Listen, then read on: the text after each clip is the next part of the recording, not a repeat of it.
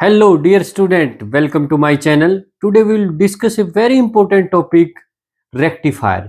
ये आपके एग्जाम में 5 मार्क्स का क्वेश्चन आ सकता है और उसके अंदर ट्रिकी क्वेश्चन बड़े बनते हैं। अब कुछ सालों से ये देखने में आया हुआ है कि इसके ऊपर सिंपल 5 मार्क्स का क्वेश्चन ना देके इसके साथ कंसेप्चुअल प्रॉब्लम भी दी जाती है या केस स्टडी दी जाती है। हम उन सब को डिस्कस करेंगे ताकि आपके पूरे 5 मार्क्स आ सकें। तो सबसे पहले डिस्कस करते हैं रेक्टिफायर क्या होता है। रेक्टिफायर एक डिवाइस है जो अल्टरनेटिंग करंट को डायरेक्ट करंट में चेंज करता है या अल्टरनेटिंग वोल्टेज को डायरेक्ट वोल्टेज में चेंज करता है। ये हमारे कहाँ काम आता है। मेरे पास एक अडेप्टर है, इससे हम सब अपना मोबाइल को चार्ज करते हैं और ये अडेप्टर भी एक तरह से रेक्टिफायर ही है। ये अल्टरनेटिंग करंट को डायरेक्ट करंट के अंदर चेंज करता है क्योंकि हमारे मोबाइल के अंदर बैटरी है और बैटरी को डायरेक्ट करंट की आवश्यकता होती है। हमें पता है कि अल्टरनेटिंग करंट को हम स्टोर नहीं कर सकते, केवल डायरेक्ट करंट को स्टोर कर सकते हैं, इसलिए हम अडेप्टर का यूज करते हैं। तो हम कह सकते हैं कि अडेप्टर भी एक डिवाइस है जो अल्टरनेटिंग करंट को डायरेक्ट करंट के अंदर चेंज करता है। अब बात करते हैं प्रिंसिपल ऑफ रेक्टिफायर। ये बेस्ड है पीएन जंक्शन के वर्किंग के ऊपर। हमें पता है कि जब हम डायोड को फॉरवर्ड बायस देते हैं तो उसका लो रेजिस्टेंस होता है। अगर हम डायोड को रिवर्स्ड बायस देंगे तो वेरी हाई रेजिस्टेंस होगा। हम कह सकते हैं it is working based on the fact that the resistance of PN junction become low when forward biased and become high when in reversed biased. अब रेक्टिफायर दो टाइप के होते हैं, एक होती है हाफ वेव रेक्टिफायर और सेकंड होती है हमारे पास फुल वेव रेक्टिफायर। हम सबसे पहले हाफ वेव रेक्टिफायर को डिस्कस करेंगे। आपकी बुक में इसमें थ्योरेटिकल लिखा हुआ है। अगर आप थ्योरेटिकल एग्जाम में नहीं लिखना चाहते तो आप डायग्राम से भी जो एग्जामिनर है उसको आप समझा सकते हैं अगर आपके पास टाइम कम है। तो हम बात करें फुल हाफ वेव रेक्टिफायर की। ड्यूरिंग पॉजिटिव हाफ साइकिल अगर हम लेंगे तो हमारे पास ये प्राइमरी कॉइल है, ये सेकेंडरी कॉइल है और बीच में हमने सॉफ्ट आयरन कोर लगाया हुआ है और ये पीएन जंक्शन डायोड है जिसको हम सपोज करें, हम इसको D1 एज्यूम करते हैं।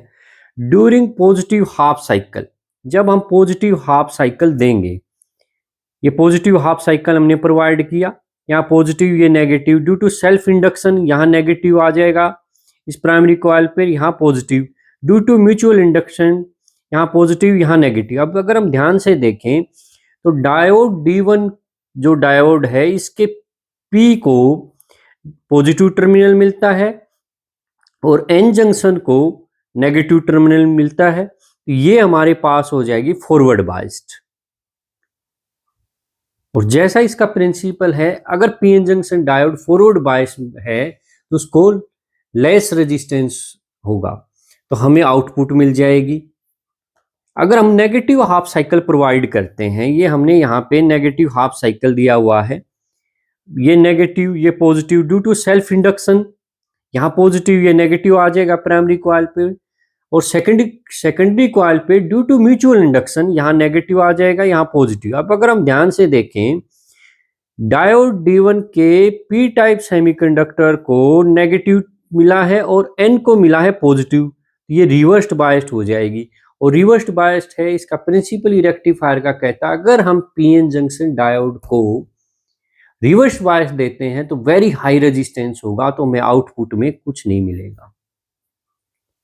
अगर हम इनपुट वोल्टेज और आउटपुट वोल्टेज का ग्राफ देखें, इनपुट वोल्टेज में हमने जो है एसी अल्टरनेटिंग करंट प्रोवाइड किया हुआ है या अल्टरनेटिंग वोल्टेज हमने प्रोवाइड की है। आउटपुट में अगर हम देखें, हमने पॉजिटिव साइकिल दिया तो हमें पॉजिटिव साइकिल मिला है, अगर हमने नेगेटिव साइकिल दिया तो हमें कुछ नहीं मिला आउटपुट में। फिर से पॉजिटिव तो ये पॉजिटिव, नेगेटिव है तो कुछ नहीं मिलेगा।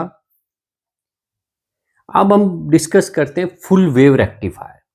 हाफ वेव रेक्टिफायर में हमने केवल एक डायोड का यूज किया था और यहाँ फुल वेव रेक्टिफायर में हम दो डायोड का यूज करेंगे। ये हमारे पास वही प्राइमरी कॉइल है, ये सेकेंडरी कॉइल है। अब हमने दो डायोड यूज की हैं, डायोड D1 और अनदर इज डायोड D2 और इन दोनों के थ्रू ही हम आउटपुट लेंगे। सबसे पहले हम डिस्कस करते हैं पॉजिटिव हाफ साइकिल पे। हमने पॉजिटिव हाफ साइकिल प्रोवाइड किया। ये positive negative due to self induction, यहाँ पे नेगेटिव प्राइमरी कॉइल पे negative and positive secondary coil पे म्यूचुअल इंडक्शन की वजह से ये पॉजिटिव ये नेगेटिव। अगर हम ध्यान से देखें, डायोड D1 के पी टर्मिनल को पॉजिटिव मिलता है और नेगेटिव पी टाइप सेमीकंडक्टर को यहाँ पे पॉजिटिव और एन टाइप सेमीकंडक्टर को यहाँ पे नेगेटिव मिलता है। और डायोड D2 के पी टाइप सेमीकंडक्टर को नेगेटिव और एन टाइप सेमीकंडक्टर को पॉजिटिव मिलता है। तो हम कह सकते हैं कि डायोड D1 हमारे पास फॉरवर्ड बायस्ड है और डायोड D2 जो है हमारे पास रिवर्स्ड बायस्ड है। तो हमें आउटपुट मिलेगा। अगर हम नेगेटिव साइकिल लें, अब है नेगेटिव साइकिल दिया है, यहाँ नेगेटिव हो जाएगा, ये positive due to self induction, यहाँ पे पॉजिटिव, यहाँ नेगेटिव प्राइमरी कॉइल पे, सेकेंडरी कॉइल पे म्यूचुअल इंडक्शन की वजह से यहाँ नेगेटिव होगा, यहाँ पॉजिटिव। अगर हम ध्यान से अब देखें, डायोड D1 के पी टाइप सेमीकंडक्टर को मिलता है नेगेटिव और एन को यहाँ पे मिलता है पॉजिटिव, यानी कि डायोड D1 अब की बार रिवर्स्ड बायस्ड है। और D2 की अगर बात करें तो D2 के पी टाइप सेमीकंडक्टर को पॉजिटिव और एन टाइप सेमीकंडक्टर को यहाँ मिलता है नेगेटिव, यानी कि D2 डायोड अब फॉरवर्ड बायस्ड में है और हमें अब आउटपुट मिलेगा। अगर हम ग्राफ देखें इनपुट वोल्टेज और आउटपुट वोल्टेज का विद रिस्पेक्ट टू टाइम, यहां पे अगर हम ध्यान दें तो ये हमारे पास हमने अल्टरनेटिंग वोल्टेज प्रोवाइड की है। इसके अक्रॉस हमें पॉजिटिव टर्मिनल दिया तो हमें पॉजिटिव मिला, नेगेटिव दिया फिर हमें पॉजिटिव, तो हमने नेगेटिव पॉजिटिव। अगर आप इसमें ध्यान से देखें तो कंसेप्चुअल प्रॉब्लम यहाँ पे बनती है। सीबीएसई ने जो है एक बार ये दिया हुआ था कि आप बताएं कि कौन से जो है हमारे पास जो आउटपुट वेव फॉर्म बनती है किस डायोड की वजह से, कौन सी है। तो अगर आप ध्यान से देखें तो यहाँ पे ये D1 है, ये D2 की वजह से, ये D1 फिर ये D2 फिर D1। अगर हम ध्यान से इसको देखें, हमने बात की थी कि रेक्टिफायर कन्वर्ट करती है अल्टरनेटिंग वोल्टेज को डायरेक्ट करंट के अंदर, और डायरेक्ट करंट के अंदर हमें कांस्टेंट मिलना चाहिए, कांस्टेंट वोल्टेज मिलनी चाहिए। लेकिन यहाँ पे कुछ एसी का कंपोनेंट भी हमें प्रोवाइड हो रहा है, तो इसको हमें कैसे इसको दूर करें, कैसे एलिमिनेट करें इसको। तो हमारे पास एक फिल्टर सर्किट है।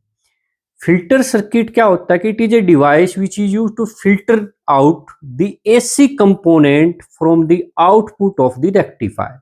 ये हमारे पास आउटपुट है रेक्टिफायर का, इसमें कुछ एसी का कंपोनेंट है, उसको एलिमिनेट करना है, उसको दूर करना है with the help of filter circuit. हमारे पास एक इंडक्टिव फिल्टर होता है और एक कैपेसिटिव फिल्टर होता है। कैपेसिटिव फिल्टर को अभी बाद में डिस्कस करते हैं, पहले इंडक्टिव फिल्टर को देखते हैं। ये इनपुट एसी और ये रेक्टिफायर है, इसके थ्रू हमें कुछ आउटपुट मिला, ये वाला। अब इसके अंदर से हमें एसी कंपोनेंट को एलिमिनेट करना है, तो हमने एक इंडक्टर यहाँ लगा दिया। इंडक्टर लगाने के बाद हमने फिल्टर्ड आउटपुट डीसी लेनी। ये वर्क कैसे करेगा, हमें पता है कि जो रेजिस्टेंस होता है, यानी कि इंडक्टिव रिएक्टेंस जो होता है इंडक्टर का, XL is equal to omega L, और XL is directly proportional to frequency या एंगुलर फ्रीक्वेंसी। हमें पता है कि डीसी की जो फ्रीक्वेंसी होती है वो 0 होती है।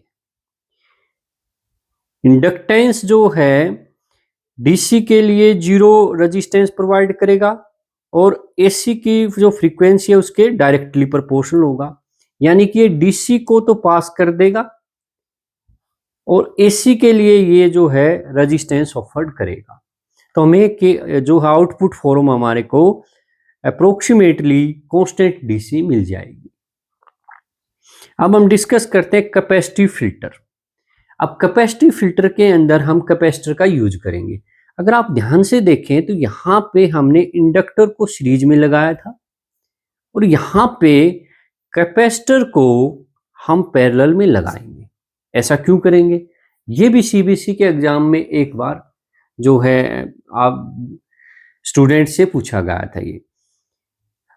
अब वही है, हमने इनपुट एसी प्रोवाइड किया, रेक्टिफायर जो है हमें आउटपुट मिलेगा और आउटपुट के अंदर कुछ हमें एसी का कंपोनेंट मिलेगा। अब एसी के कंपोनेंट को हमें जो है कैपेसिटिव फिल्टर से एलिमिनेट करना है। कैपेसिटिव फिल्टर हमने लगाया, तो कैपेसिटिव जो फिल्टर है यानी कैपेसिटर है, उसका कैपेसिटिव रिएक्टेंस जो है 1/ω/c होता है। हमें पता है कि डीसी की फ्रीक्वेंसी 0 होती है, तो डीसी के लिए ये इनफाइनाइट रेजिस्टेंस प्रोवाइड करेगा और जो है जो कैपेसिटिव रिएक्टेंस है फ्रीक्वेंसी के इन्वर्सली प्रोपोर्शनल है, यानी कि जितनी ज्यादा फ्रीक्वेंसी होगी उतना ही इसका रिएक्टेंस कम होगा। अब यहां से अगर हम देखें, सपोज करें यहां से डीसी कंपोनेंट और एसी कंपोनेंट दोनों ही आ रहे हैं, तो कैपेसिटर जो है एसी को तो अपने अंदर से पास कर देगा और डीसी को पास नहीं करेगा, क्योंकि डीसी के लिए इनफाइनाइट रेजिस्टेंस प्रोवाइड करेगा ये, तो डीसी हमें आउटपुट में मिल जाएगा, एसी को ये बाईपास कर देगा और हमें जो है अप्रोक्सीमेटली कांस्टेंट वोल्टेज मिल जाएगी। एक अनदर भी फिल्टर होता है, आपके सिलेबस में नहीं है, वो पाई फिल्टर होता है, जिसके अंदर 2 कैपेसिटर और 1 इंडक्टर हम लगाते हैं। एक रिपल फैक्टर होता है, बहुत से टीचर इस रिपल फैक्टर को नहीं पढ़ाते, ये बहुत ज्यादा जरूरी है। रिपल फैक्टर क्या होगा? रिपल फैक्टर होता है value of AC component over value of DC component, यानी कि वैल्यू ऑफ एसी कंपोनेंट को हम डिवाइड कर दे वैल्यू ऑफ डीसी कंपोनेंट से। हमने जो डिस्कस किया था, जो कैपेसिटिव जो कैपेसिटिव फिल्टर लिया था, तो इसके लिए जो रिपल फैक्टर का जो फार्मूला है, ये नीट के एग्जाम में भी आया हुआ है। Ripple factor is equal to 1/4√3 RLC frequency. RL at here load resistance है, C यहाँ पे कैपेसिटर है और ये जो म्यू है ये फ्रीक्वेंसी है।